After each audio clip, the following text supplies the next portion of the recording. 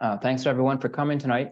My name is Ross Campbell, and I know many of you from my years of volunteering with the Friends of Sligo Creek, at least 20. And some of you I know from the neighborhood that I live in. And we're going to be talking about our neighborhood, my neighborhood, which is called North Hills of Sligo Creek. We are between Colesville and Georgia, kind of near the golf course, inside the Beltway. And I have two co-presenters this evening. And we're going to start off with Eric Cathcart. And Eric is my very near neighbor. He lives 2 houses away, and we've been neighbors and friends for over 25 years. And Eric is now the president of the North Hills Civic Association.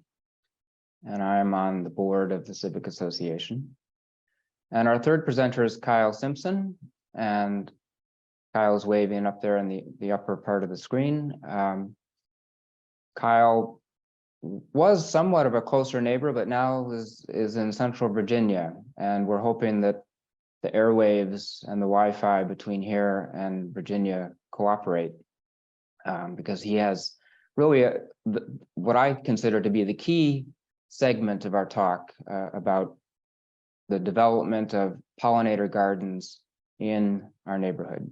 So Eric is going to get us started to talk a little bit about how the project began.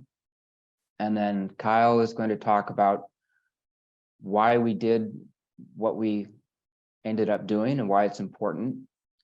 And then I'm going to talk a little bit about the sort of the scientific application. And I use that term loosely. I'm not a scientist, but I try to be a citizen scientist when I can. And fortunately, there was a very fun and I think important citizen science program that we were able to connect with the development of the pollinator gardens in the neighborhood. So, Eric, if you would take it away. And all the rest of us are going to be on mute, and Eric will share his screen, and then we'll turn it over to Kyle, and then to me. Hi, everybody. How's everybody doing? Thanks for jumping on this talk. I'm president, as Ross said. We're neighbors and friends, and also on the board of North Hills of Sligo Creek Civic Association, which I'm president of. Just my background is not in science, but it's in agriculture. My son's a regenerative organic farmer, so we always talk about over the dinner table. We're always talking about soil diversity and permaculture. So I was lucky enough to have that in my back pocket going into some of these projects, but let me just kind of give you an idea of why we started getting into pollinator gardens over here in North Hills. What we're doing is we're taking advantage of abandoned county easements, and there's a lot of space that the county has that they abandoned, and they don't take care of it. So we're being sort of guerrilla gardeners here. With that being said, just want to bring you up to date where we are. This is our community. We're a small civic association of 340 homes. There's the Sligo Creek Golf Course, of course, and then over here is Holy Cross Hospital. And how this whole process started was our first garden was, we call the St. Andrew's Way Garden. It started as a COVID project. It was initiated by Kathy Bridwell, I think Kathy Bridwell, and who was our, Mary Phillips was our designer. And Mary also works for the National Wildlife Federation. She's heads up the Certified Wildlife Habitat Program. So between the two of those fantastic leaders, they initiated the project. This was our main entrance here. And of course, the first thing that we had to do was get rid of the turf. And the reason why I'm going to focus more on community than the pollinators, because with any kind of a conservational landscape project, you can't get it done without the community. That's really the starting point. If we don't have that, if we can't motivate our community to come in and volunteer, we can't do these kinds of projects. So we were lucky enough to have this project initiated, and we started moving forward on it. And the first thing, again, was getting back to soil restoration. We pulled up the turf and found landscape fabric underneath that. So this was a horrible job, but we finally got it all up, and we're down, we were really resetting the land there, and making sure that we're moving towards thinking about water conservation and permaculture and letting the plants do their thing. 2 years later, this is what the project looks like. This is what the garden looks like. It's just fantastic example of letting Mother Nature do her thing. So the next thing that happened was in April of 2021, we had another garden sort of accidentally thrown at us by the county. And what the in 2021, they created a situation that we had to make a decision on as a community. And I'll explain that in just a second. And then it took us about a year to get consensus on the project and everybody on board. So we started the installation project a year ago in 2022. And what the problem was that we had this intersection that had this incredibly wide radius here, which was sort of problematic, where cars blew through this intersection. They didn't even stop at the stop control bar here. There was a stop sign here. And then we had somebody in the neighborhood that was spinning or doing wheelies in their car right in the intersection here. And that triggered a complaint from a neighbor to DOT. So the DOT engineers came out and made a decision to modify the intersection here. So here's and then I've often wondered, why was this intersection such a wide intersection in the first place? Let me kind of go back here.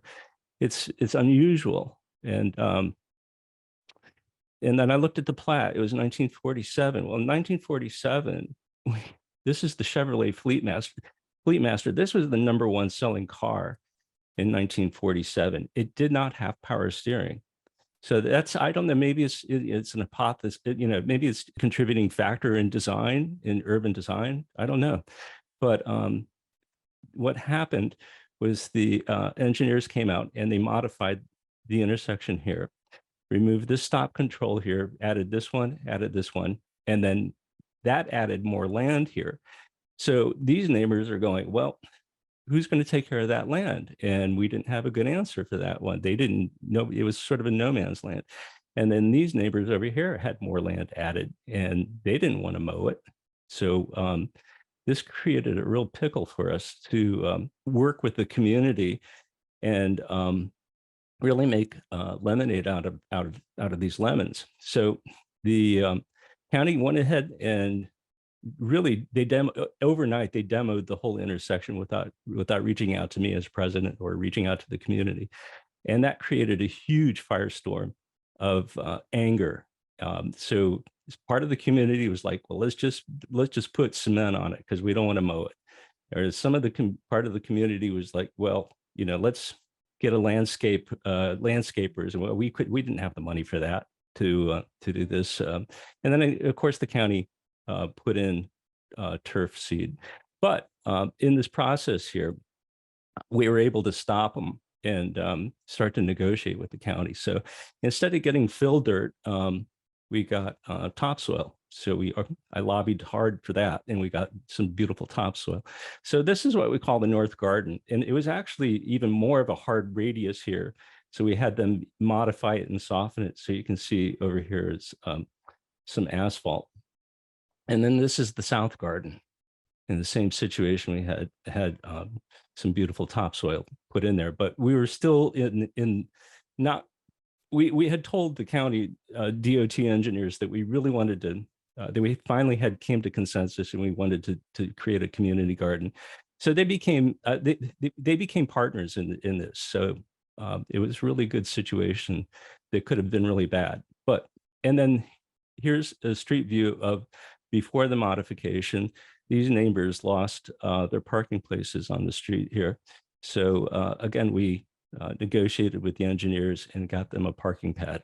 So now we've got a blank slate. So we advocated for our neighbors. The next step was to, again, get rid of the turf. So Kyle, this is Kyle Simpson. You're going to be hearing from him in a second. He was our garden designer. And Kyle chose to explain to us the lasagna technique. So we were able to get rolls of cardboard that were donated from a manufacturer, packing manufacturer in Baltimore, thankfully. And then we were able to get leaf grow from the county who makes the leaf grow.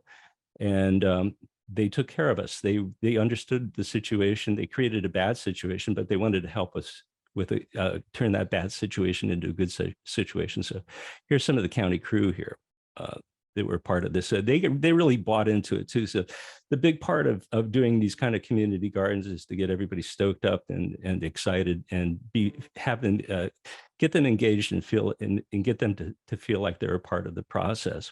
We had these signs manufactured and made to give folks an idea of what was going on. So here we are. We supplied all the labor as a community, and here's Kyle working on his design. So here's the north garden design, and here's the south garden design. And here's the installation of the plants. Again, it was a community effort. It was, to me, it was really, really important to get the children involved. If we could get the parents to get the kids to buy into this project, we knew that we had a success on our hands, and we did. Part of the design was to create these cut-through walkways because the children would be going down to the bus stop at the bottom of this street here. And as all kids, they want to save as many steps as possible. So we built in that convenience for them, keeping in, I think that really spoke a lot of volumes to the kids too, that they understood that we were designing these gardens around them. Again, engagement. So we had the kids doing hands-on gardening. The Girl Scouts stepped up and they got excited about the project. So they built a little library for us. And that was a bronze medal project for them. So that was exciting for them. Another neighbor who was on this property over here had a bench underneath her tree. And I asked Carol Smith if she wouldn't mind donating that bench to the project. And she said she would be delighted. Well, the bench had been in her family for years. These are her grandparents and out on the Eastern Shore. And that bench actually was relocated from their original home in Delaware. So again, there's a storyline, there's engagement, there's community. We're building community, building community. A year, no, it was this was probably in the fall. I forgot to put a date on this, but this is the North Garden. With this design, we decided to, or Kyle decided to cast seeds, wildflower seeds, and they just took off, and it was just absolutely stunning. And it was a real showstopper. And then finally, at that point, the rest of the community started to get into the project, and they're like, now I understand what you guys are doing. But the part of this project was to get it certified as a Monarch Way Station, and through Ross was terrific in getting that taken care of. Here's the team up here. This is Kyle, and that's his mom, Eileen, and Bodie, who has been a consultant on the project. He's a wild plant expert, forager, and so we've had a lot of good consulting and good support from that team. And sure enough, we really enjoyed seeing the monarchs and the rest of the pollinators, the native bees, just flock to the gardens. And we're working on our third garden right now. that inspired part of the neighborhood to, again, reclaim some abandoned land that just was an eyesore. So this is what we did this past fall. We talked the county into, instead of hauling off the leaves after leaf pickup, to dump it. And again, we used the lasagna technique. There's cardboard underneath all of this, smothering out the weeds and invasives that we didn't want. And so that's been percolating nicely. That's been really turning itself into its own leaf grow. We're starting to get all of these neighbors are starting to get excited about it. Again, it's all about they asked, what can we do about this eyesore over here? And I suggested, well, you guys could do a community garden. So they signed on to it, and they're all excited about the project. And then we have a fourth garden online, an opportunity on another street. And this neighbors on this street are saying, well, why can't we have a community garden over here? And we're like, well, you got to be a part of this. We can't, we're not going to gift it to you, but you have to be a part of this. So we have another prime opportunity over here on what we'll call a Dallas garden for now. And this one's going to be a little bit more problematic. We're going to have to work on some water management issues. It gets quite muddy. We're on a slope here, and it all washes into, of course, into Sligo Creek. So this is going to be a little bit more of a challenge, where we're going to have to bring on a designer as a consultant that's going to help us with water maintenance.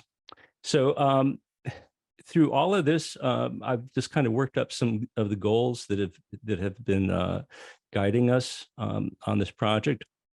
Again, the idea is to inspire and get engagement with the community. And what we found is that the gardens have indeed created more of a community for us. We're creating it's a conversation starter, and we're building friendships, getting out there and pulling weeds and planting. Everybody's excited about the gardens. And then another one, following Daryl Morrison's ideology, ecologically sound gardens incorporate restoration practices. So both of the first garden that I showed you and the second garden, the first thing we had to do is set the soil, which was really important. If we could get the soil started and get the biology going in the soil, we knew that we had a jump start. We also had biochar on the two gardens that I showed you, the north and south gardens. We added biochar with that, and that really got the mycelium going in the soil. And then, of course, the water management techniques, and then in keeping the garden engaged, creating engagement in the garden, making it interactive, making it educational. And then having a sense of place means having the right plant selections. So not having banana trees and not having cactus, but having native plants. That's what Morrison's means by sense of place with plant selection. Aesthetically pleasing, of course. I mean, that was really the big part of this whole project, was it had to be beautiful. We weren't really interested in having an edible garden or having plants that we could forage. We were more interested in focusing on the pollinators. And then dynamic garden, it's going to change. And we're learning that it does change. And it's exciting to watch the garden change day to day, or all of the gardens change day to day. And part of that process is, we've got to keep an eye on it. It's pretty doing its job by itself. It's doing exactly what it's supposed to be doing. There's very little work that we have to put into it. But we do have to keep an eye on the invasive species that we don't want in there. And then Kyle's going to talk about promoting resilience by picking out the right plants that are going to be deer resistant and drought resistant, and that are going to adapt to climate change. And then working collaboratively with the stakeholders in the project was really important. Working with the county and giving them an opportunity to be a part of this has been really rewarding. It's a continuing process of working with them. We have a dedication event coming up on June 10th. I've the county executive wants to come to it, our county council members want to come to it. We're delivering a good story, a feel-good story about building community with to our county, and we want the county to be a part of that story. So thank you so much for sticking around for my presentation. Handing it over to Ross. Thanks, Eric. And actually, we're handing it over to Kyle. Kyle, if you can be ready to share your screen. Oops, I got to start all over again. Sorry about that. I know Kyle through his mom, and I know that Kyle was looking for a capstone project to become a master gardener, so we gave him this opportunity to lead this project, and he did a fantastic job. Okay, well, as he's working on this thing, are there any questions that I could field? And we've got something in chat here. Yep. If you want to ask a question about how we did anything or any of the problems that we've had, you go ahead and unmute yourself and go ahead.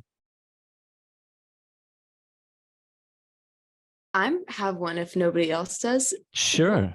Do you think your biggest challenge or lesson was from your first garden? The first garden, yeah. What was I think the biggest lesson was that we learned how much we don't know about conservational landscape gardening, and that there's a huge interest in it now. Our listserv is talking about it every night. Folks are saying, well, where can I find a designer? This is where I want to go in this direction. So maybe the biggest lesson that we learned is we sort of opened up the conversation, and I'm really excited about that. And we're sort of in a community. This is the third year that I've been president of this community. I stepped in because nobody else wanted to be president, and nobody else wanted the job. And so my biggest learning lesson in leading the community was to get their trust and to inspire them, and to make this a fun process. And it's really created a sense of place, a sense of community. So we're building community, and I think that it's exciting to watch people getting engaged with Mother Nature. I hope I answered that question, right?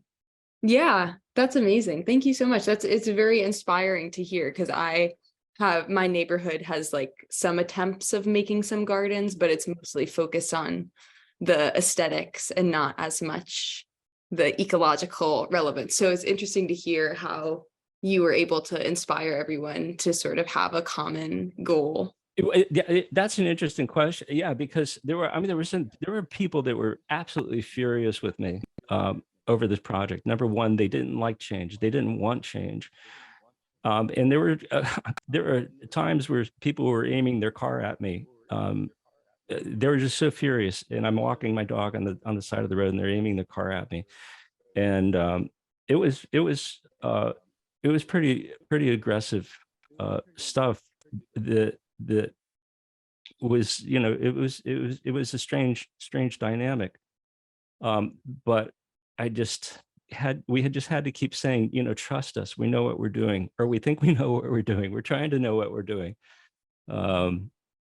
So we turned it around, and fortunately, all of the folks that were really furious with me finally came around and apologized and said, now I understand. Can you guys hear me now? Yes. Yeah, let's try to turn it over to Kyle here. So I'm going to mute as well. I live in the valley, in Shenandoah Valley now, and this Starbucks is about the only spot of internet there is. So, yeah, my name's Kyle Simpson, and my whole job with this garden was mainly to design it, but also to fit it to the values of the community, which was a challenge at first, but definitely I've learned a lot of lessons since then. And yeah, so I have to share my screen. I have some slides to share. You guys see them? All right. So first, let's go down the why make a pollinator garden. We are facing as a world a unprecedented change in pollinator populations. They're declining, and a lot of that comes down to human development. Now, that doesn't have to be the case. Areas like cities and suburbs tend to end up as food deserts, where pollinators are not able to find flowers. If you look around and you try to find native flowers, you you see a lot of turf. Sorry, you'll see a lot of turf grass, right? And in this country, we prioritize a lot of foreign plants that don't exactly serve that much of a purpose in our ecosystem because they're not built for our ecosystem. They're not built to serve this ecosystem. So in the end of the day, these pollinator gardens, they're not just important for the community, but they're important for keeping our ecosystem afloat. I can say there's probably not much that's more important than a pollinator garden, especially in areas where suburbs to cities is exactly where these need the most. I'm sure you've probably seen an increase in butterflies and whatnot around the garden and whatnot, and that's for a reason, is that if you make food, the insects will come. This is more of what I just said, but it is imperative to say that in a community, you can have a community without gardens, but you can't have a garden without a community, right? These gardens they bring together people. And I'm sure some of you have probably noticed that as people have been coming together for a common purpose. Because not only is this have a aesthetic reason, its ecological value is really good. So why do pollinators matter? Most of our food and plants in general on this earth are pollinated by insects. With a decline in pollinators, we can see a decline in those plants as well because they're not able to successfully repopulate. It is important that we keep these pollinators fed if we are to keep ourselves fed. And while we might think, well, I don't grow my food here, I grow my food, someone else grows my food somewhere else, they're the person who needs the pollinators. It all matters. It's an ecosystem. It's called ecosystem for a reason, because it's a system, a web. And if there's areas that insects must cross that do not have food, they cannot cross that area. They will grow hungry before they get to the other side. This is why important that, especially in Maryland, where human development is quite prevalent, that we keep in mind that we don't have to push out nature when we put our home down and our property down, that we can have areas that are set aside for nature because we need nature. So areas like we made this pollinator garden are areas that are not being used. They are not just waste ground and soil type, but waste ground in really people's uses. No, before we made that garden, nobody really cared about that space. If anything, they did the opposite of care about this space. They didn't really like it. So now we've made an area where not only can people can get attached to, but also children can educate themselves on, and overall it increases the general vibe of the neighborhood. The happiness goes up. Now, when I made this garden, this was my first project, my first big project, which is why I volunteered my time. I wanted to get my my feet wet with something that I could make a lot more can be expected to make a lot more mistakes on. So that's why I volunteered my time here. And I started out so we had two sections. I can't remember which section is north and which one's south. I always call them the small one and the big one. So as for the one on the left, this is the more managed area.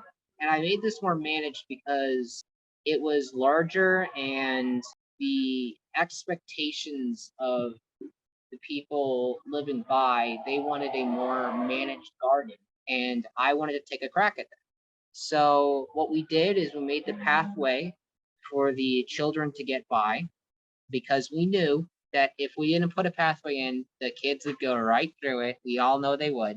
So we ended up using wood chips from Chip Drop, which is a service where places that trim the branches at the side of the roads when they're too close to the power lines, all those branches get turned into wood chips, and you can request those wood chips to be dropped in an area. So we requested a chip drop. We dropped it right here on, this is the parking pad, and we use those wood chips to make the pathway. As for the garden, we mentioned lasagna gardening. I'm going to do a brief description of that. Basically, what we're doing is we're building layers of soil while also suppressing weeds. So in this sense, turf grass is what we were suppressing. And what we ended up doing is, like we said, we got the cardboard out from Baltimore, donated, and we rolled it out. And the cardboard decomposes. It's an organic matter, but it's tough enough that grass cannot penetrate. So the grass underneath dies and in itself decomposes and becomes compost. So eventually, after the grass was dead, and we immediately put the leaf grow on top, we came back and we planted all the plants you see here in the numbers they are located. And yeah, as for the smaller area, this one was more of a wild design because it was farther away from a lot of folks. I was able to do a more of a seed spread situation. I got a mix of monarch waystation seed from the lady in Kansas, I think, and she was generous to donate a couple pounds of it, and we spread it in number 1, and it was much more than I thought it would be. It took over, and that's great because this area is now a self-sustaining system of perennials and reseeding annuals. As for and then you see that we had another pathway here where we had the wood chips. Now these designs have changed over the time as using them, but in the overall sense, the garden came together quite well. If I had to say what, it wasn't much that really went out awry with the garden. Lasagna gardening went perfectly, plants grew perfectly. I remember when we put the soil down, we had some runoff, a little bit more than I would have liked. But I ended up putting in some mycorrhizal fungi from biochar, and the fungi attaches to the soil and goes through it and basically holds it together. So soil runoff drastically reduced after that. But overall, what I really want this to be said is this could not have happened without the community, and more gardens like this cannot continue to happen without the community. You guys are the foundation. You're where it starts. And if these areas, as I heard from Eric, like people are saying, oh, why can't we have a pollinator garden? You can, but it starts with you. So in the end of the day, this is not just something that we can do as a community, but also something we can do as individuals. A lot of the US is turf grass lawn, and insects don't eat from turf grass lawn. Lawn does not produce flowers. It produces, well, it produces flowers, but those flowers are wind pollinated, not insect pollinated. So from the perspective of a pollinator, a lawn might as well be a parking lot when it comes to how much food they can get out of it. So I made this garden to raise awareness that our insects require our native flowers to eat, survive, and breed. And this isn't just something we can do as a community, but we can work together to do as individuals. So yeah, I made these slides, these extra slides at a while back, and I'll use them, repurpose them. I made these in the perspective that a child would like to read them, and could very colorful and whatnot. So yeah, I will spread these around after the Zoom meeting, so you can get them from. I think I'll give it to Eric, and then Eric will give these to you. But these are for if a child or your neighbor or something wants to learn a really simple lessons. I've put forward a lot of the philosophies that I've learned over the years and what I think is important for the community to know. So yeah, any questions? I have a quick question. Kyle, thank you very much for this presentation. Forgive me if the question is kind of directed more at Eric. What is the kind of best way going forward to be involved or stay abreast of these developments? I mean, I received this information from the listserv, but is that it? Or for all the emphasis on community, how better to be involved in the community than just checking my emails at an obsessive rate? Yeah, I'll let Eric cover that one. That's an Eric question. Yeah, thanks. Yeah, I think that, yeah, that's we have a problem. There's not enough information, and people are hungry for this information. It's hard to get it all together. We've certainly created a blueprint of how a community can do it and the steps and the philosophy behind it. I'm glad to share. I would be glad to share that information with you, Alex, or anybody else. I'm on a steep learning curve. So I go out to the garden, and and thank God I've got Ross and Kyle and some other folks, Bodie, that can look at a plant in a nanosecond, know exactly what it is and tell me all about it. So yeah, I think seeking experts is really critical. With this project, we're attracting experts. We're attracting more professional garden designers that are seeing what we're doing. And so we may be a resource for you as we compile and find more experts in the field.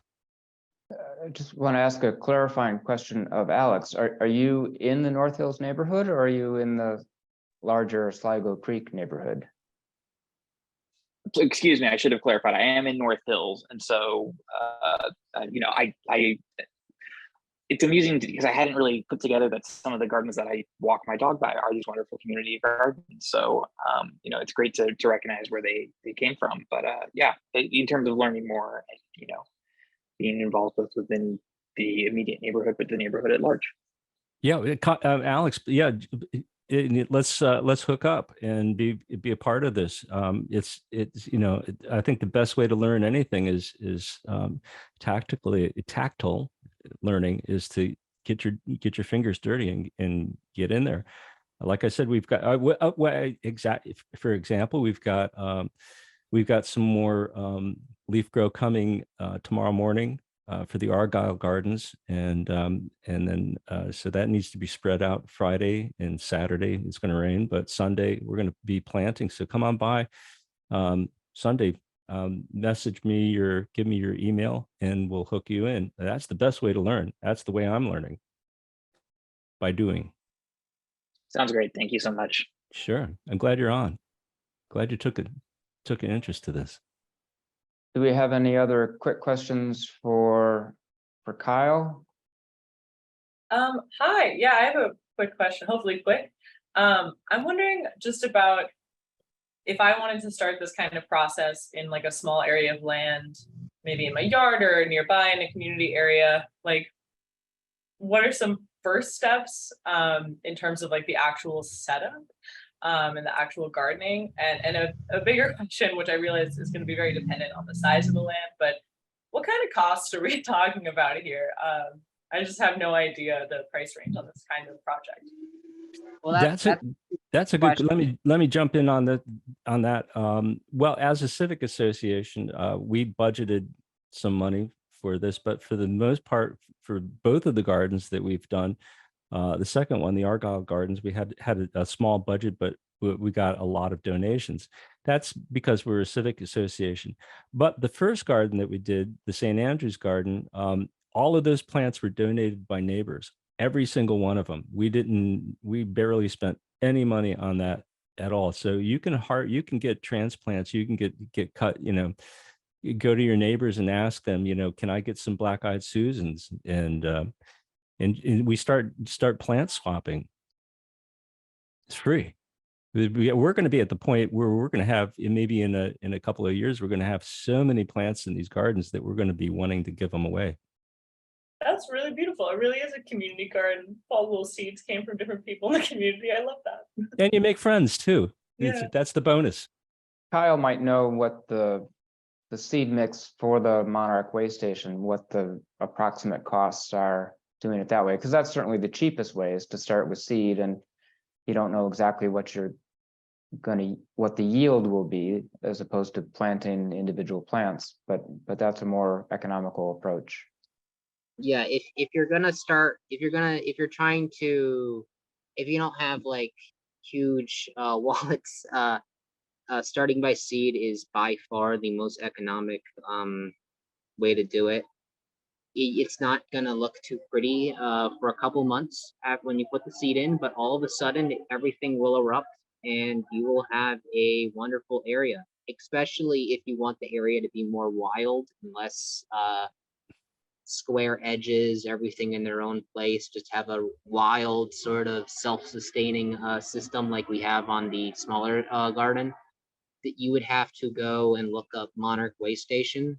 It's a program and you can even get your area, you can even get a badge on your area, and they'll put you on the website, whatnot. So I would start with looking for the Monarch Way Station, and then learning, if you want the cheapest way of soil preparation, I would learn lasagna gardening, and save your leaves, put your leaves aside for when you make the garden, Yeah, on that point, I live on a wooded lot, and I save every single leaf that drops from my trees gets converted into mulch. It is important because a lot of the insects that we are trying to promote that feed off of that garden lay their eggs in the leaves in the community. And if we take those leaves and we ship them out somewhere else, we could be damaging or removing the pollinators that we are trying to bring to the community. So it's why making areas that you can put aside leaves for and leave the leaves on the ground and whatnot are areas where you're going to see a lot of moths come out. I'd have to say that on the small garden, you call it the small garden, I call it the north garden. The temptation to get the leaves up from last fall was really tremendous. It was really hard to let them stay there, and we let them stay there. And if you drove by the garden today, it's just blooming. It's just insanely beautiful, and that's because of the leaves. We just let them stay there. We let everything rest. When things rest in the winter, they wake up in the spring. That's one of the things of modern gardening that some people it's common to look at a dead flower stalk and think, oh, well, I'll cut that up. But when you don't realize is that there's a lot of bumblebees are sleeping in those stalks. They hollow out the pith and live inside of it. So when you remove that material, you're also removing your pollinators. You can cut it 2 inches above the ground and let it lay in the garden, but if you remove it entirely from the garden, you're going to be removing the bees entirely from the garden. So an important aspect to remember. So Kyle, with that, how about if I use that as a segue for the last and probably the shortest portion of the talk, and that's me. And then if there are other questions after that, hopefully we'll have time to cover those too. But I'm going to share, and I'm hoping that people can see this. All right, so this again is just after a few months of maturing. The first summer last year, here's our Monarch Way Station sign, educating the neighborhood about what we've been up to. And so it's not just a place for community and for a place for pretty, it's also a place for a little bit of citizen science. And that's what I wanted to talk about for a couple of minutes. While we were working on this project, I happened to learn from one of our friends of Sligo Creek associates, Michael Wilpers, about the Ask a Bumblebee program. And that is coordinated by the U.S. Geological Survey and Ohio State University. And it's a very new program. It's just been up and running for a year or two now. But the intent is to have people like you and me go out into our neighborhoods and into our parks and woods and forests and look for places that have flowering plants. And then try to look for bees, bumblebees in particular, as well as carpenter bees, to see which plants those bees visit to gather pollen or to gather nectar. And one of the things that the program is educating us about is that bees have preferences. And they don't go to just any old flower, they go to a particular one. And we, in turn, can provide information to USGS and Ohio State University to let them know, well, what are those preferences? How specific are the connections between the bees and particular plants and at particular times of the year? And the reason for trying to gather this information is so that land management decisions, restoration decisions, neighborhood garden decisions can be made on a more educated basis, so that we're not just planting things that have a pretty flower, but we're actually planting something that the bees want to visit. So how do we do this? All right, so this is some of the instructional material that comes from the Ask a Bee program.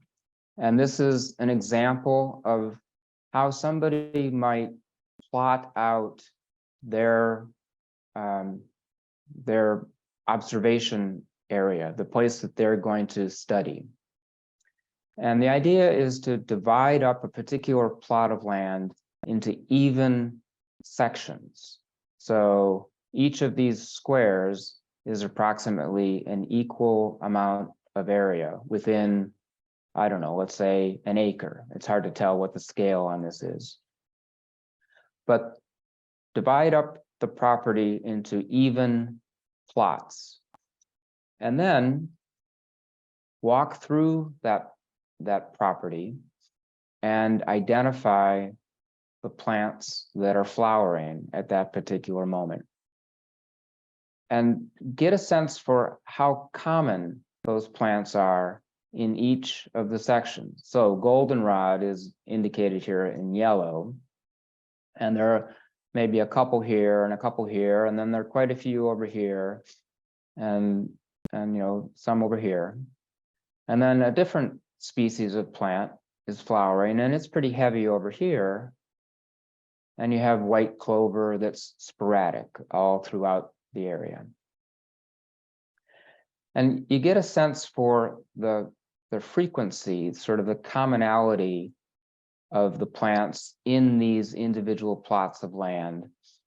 And not just how many plants there are, but almost the square footage or the square inch total of the flowers themselves. So some plants have much more to offer in the way of nectar and pollen than others, just because they have a lot of flowers at a particular time, whereas others are quite small. So you're trying to get a sense of ranking, of frequency of these plants. This is a data sheet provided by the program. And there's information that you fill out about where you are and the date that you're making the observations and the weather conditions and things of that sort. And then you're listing each of the plants that are flowering as you make your walk through your garden or your neighborhood park or wherever it is you're happening to do your survey. And you take pictures of the flowering plants. And this is for identification purposes. And the pictures, the way the program recommends that you do it is that you use a plant ID application, such as Seek, and there are others. But you take a picture and you record the time that you took that picture. And then if you happen to see any carpenter bees that are visiting that particular plant, you would write over here 1 carpenter bee or 3 carpenter bees or whatever the number is. And over here, if you happen to see bumblebees, you would record how many bumblebees you've seen. Now, this particular data sheet is for people like me who are not able to identify one type of bumblebee versus another. So I lumped all bumblebees together, and maybe they represented more than one species, but my level of expertise isn't quite at the point where I could distinguish them. So I would say all bumblebees, let's say I saw 5 next to a particular plant, I would record that here in this column. And then in the 4th and 5th columns of this spreadsheet, you're ranking the plants by their commonality, their frequency. So this references back to the previous slide I showed where the area is divided into different equal-sized lots. All right, so how does one identify the plants? Well, like I said, you can use your phone with an app from iNaturalist. It's called Seek. You take a picture of the plant. Hopefully, the app is able to identify what the plant is. In my experience, that didn't always work, and you'll hear a little bit about this later, the picture gets submitted with the data. And Ohio State and USGS had expert identifiers who were able to look at those photos and confirm that the app identified it correctly, or if the app couldn't identify it, then they would do their best. And interestingly, you're asked to take pictures of the plants, but not of the bees. That's not the priority here. The priority is to take pictures of the plants that are flowering and that are being visited by bees. Okay, and what about the bee identification? As I said before, if you can identify bumblebees by species, then do your best and count them by species. And the program, the website has lots of primers and guides to help you with identifying bumblebees by species and bumblebees versus other types of bees. But if you're not that confident and you're not able to distinguish, then just try to lump the bumblebees together as one. So I just wanted to talk for about 2 minutes about what I found at our new gardens last late summer and early fall. I did 3 surveys, one in August, one in September, and one in October. And I counted the number of flowering plant species at each of those dates. And we had 18 flowering species in August, 28 in September, and 22 in October. And a lot of those were from the Monarch way station mix of seeds. So it was quite diverse. But not all of those species were being visited. In fact, most of the species that we planted were not being visited, at least during those 3 months. We had 7 species of flower that were visited by bees in August, 10 in September, and then back down to 7 in October. And the total number of bees that I observed was 21, 31, and 19 in those 3 months. So not, not a swarm of bees by any means, but the plants were actively being visited. And what was very interesting to me, and the Ask a Bumblebee program points this out, is that a bee tends to stick to one species of flower at least at a time. I mean, maybe it changes over the course of the weeks and months, but you won't see a bee flying from spotted horsemint to yellow giant hyssop and then to Indian blanket. Instead, the bee will fly just to spotted horsemint, and it will visit different spotted horsemint flowers, and then that's it. It won't go to a different species. So that's not only very interesting, but it also makes it easier to count because they're not flying from species to species. And so I mentioned those species of plants, and here I have a list of 4 of the plant species that were most commonly visited during the months that I made my observations. But again, many of the species of plants that we did plant weren't being visited, at least not by bumblebees. I mean, maybe they were visited by other butterflies or moths or other types of bee, but not by bumblebees at that point. And I have a few pictures of some of these plants. So here we have Virginia mountain mint, and then Indian blanket, and there's a bee right there. And then spotted horsemint. And that's the end of my my album of plants for the moment. And it's also getting close to 8 o'clock, so I wanted to wrap up. It's actually 8:05. I did want to let people know that the Ask the Bumblebee coordinator, Janan O. Hifnawi, and Janan, I hope I pronounced your name properly, she will be speaking at more length to the Friends of Sligo Creek on June 21st. It starts at 7 o'clock. And the Friends of Sligo Creek will send out another notice about that, and we'll have a Zoom link. And I'm sure that she will be able to speak at great length and in great detail and answer all your questions about the first year or so of data collection and where the program is headed and how you can join in and help this year or in coming years. I'm going to stop sharing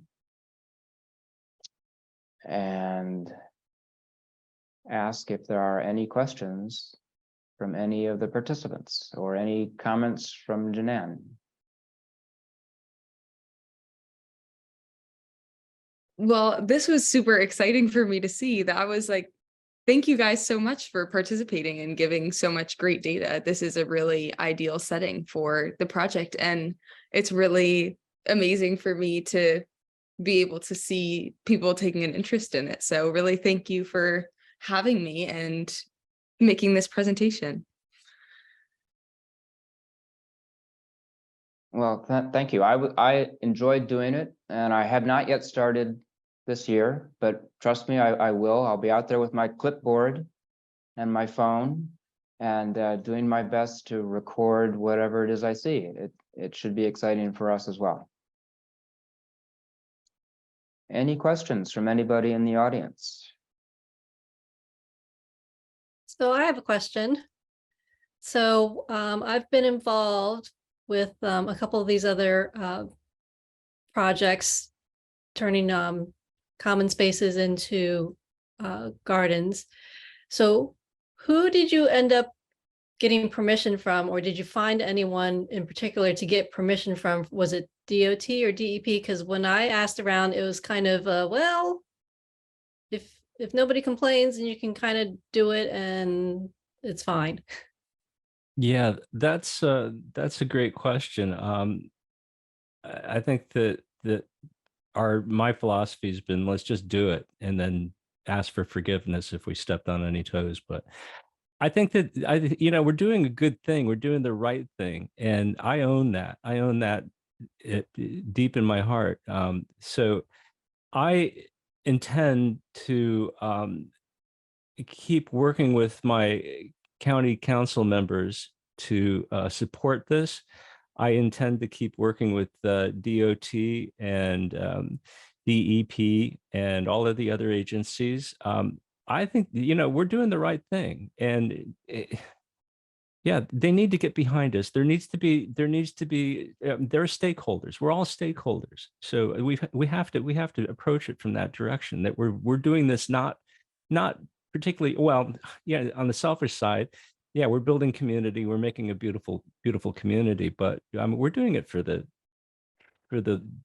little critters. We're doing it for our own security, food security. So it makes sense. We have to all own it, and we have to keep drilling down on our county electeds and saying, look, you've got to get behind us. You've got to support us. We're doing the right thing. And I think that they're going to follow. It's going to be interesting on, like I said, June 10th, we've got a dedication event. It's going to be interesting to see our county electeds show up, and I know they're all going to jump on board on this. Once they see it, and then they're going to go, yeah, we've got to get behind this. Yeah, so I helped out with a pollinator garden, I guess it was about 9 years ago, and that was at Wire Avenue and Lower Terrace, and that was a similar kind of project. And we had Tom Hucker and some other folks from the county show up for that dedication. So I'm hopeful that will be the same for your project. Yeah, well, thanks. Yeah, I think they're going to, if the community gets behind it, and if we're enthusiastic, our electeds are going to get behind it, because they're looking for votes. They're looking for us to keep them in office. So it's self-serving. Yep. Great. Well, thank you. Thanks for the good question. Anybody else? Yeah, anyone else?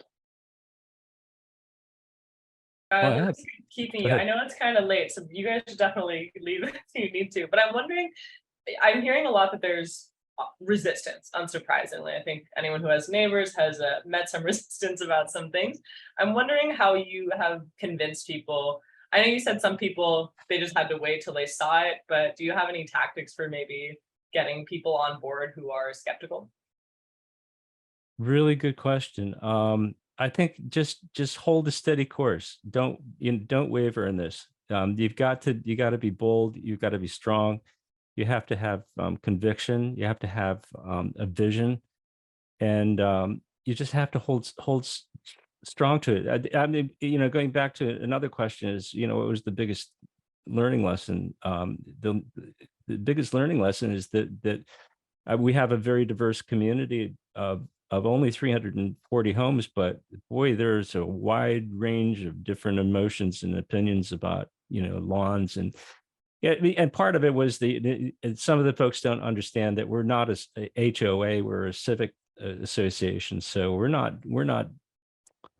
Yeah, it's a tough climb, and I've got the bruises to show it. I really do. But we've turned everybody around on this, just about everybody around on this. And the folks that don't want to be a part of it, well, they can just not be a part of it. We have consensus. To add to Eric's response, I think just being purposeful, making it clear that what you're doing has an objective. It's not just neglect or randomness. It's by design. And there's a fairly simple explanation behind the reason for your design. And so I think that helps convince people that you're not just being annoying, you're doing something useful.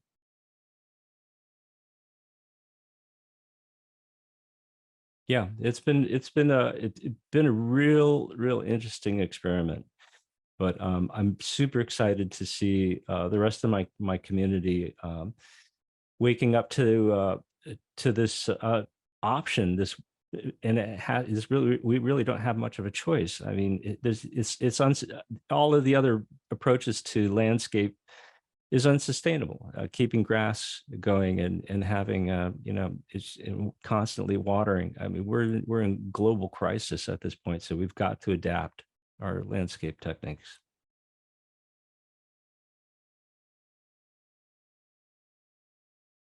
All right, well, I'd like to thank everyone for joining us, and I'd like to thank Kyle and Eric for joining me in putting this together. As soon as the project got going, I thought about how this would be a useful thing to broadcast to the rest of the Friends of Sligo Creek network, and I think it was a success. I hope you agree. Yep. And maybe we'll hear about replications elsewhere, or folks can show us what they've done, and we can all learn about how to make this better. Yep. So thank you, Ross and Eric and Kyle, for your wonderful presentation. This is our little Pollinator mini series. Next month will be Janan's talk about the Ask a Bumblebee project. And if you have ideas for future talks, because we want to present things that you all are interested in, please email us at info@fosc.org, and then we'll try and make that happen. So thank you everyone for coming.